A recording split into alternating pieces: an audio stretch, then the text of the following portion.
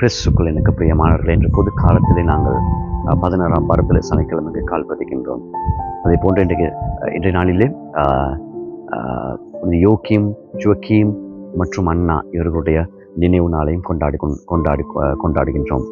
அன்பார்ந்தவர்களே, இன்றைய நாளிலே விண்ணரசை பற்றி ஆண்டவர் விண்ணரசை ஒப்பிடுகின்ற பொழுது இவ்வாறு ஒரு உவமையை சொல்கிறார்.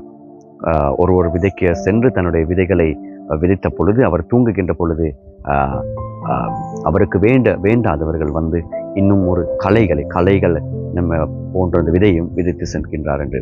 கோதுமை வளர்கின்ற பொழுது இந்த களைகளும் வளர்கின்றன. எனவே இந்த கோதுமையை எல்லாம் ஒழிப்பதற்காக இந்த களைகளும் அதனோடு சேர்ந்து வருகின்றது. அப்படியானால் நீங்களும் நானும் வாழ்கின்ற சமுதாயத்திலே நல்ல விதைகளை நாங்கள் விதைக்கின்ற பொழுது அந்த இடத்திலே எங்களுக்கு தேவையற்ற விதைகளும் அதுக்கு வளர்ந்து வருவதை நாங்கள் பார்க்கின்றோம்.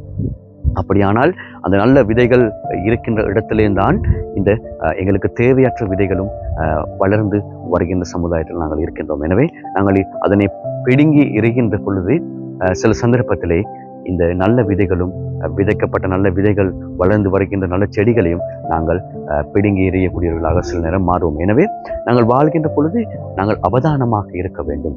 நாங்கள் எங்களுடைய சுற்றி நடக்கின்ற எல்லாவற்றையும் உன்னிப்பாக அவதானிக்கக்கூடிய இறைவனுக்குள்ளே வாழுகின்ற ஒரு மக்களாக நாங்கள் வாழ வேண்டும்.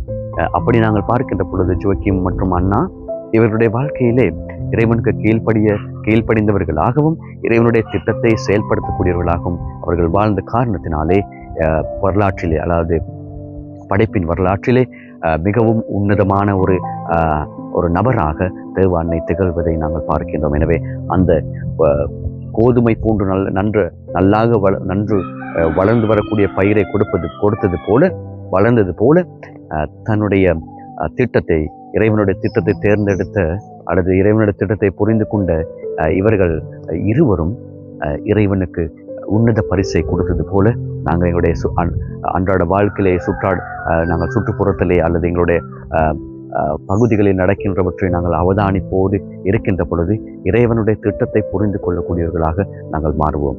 எனவே அந்த வரப்பிரசாதத்தை வேண்டி நாளிலே இறைவனிடத்திலே மன்றாடுவோம்.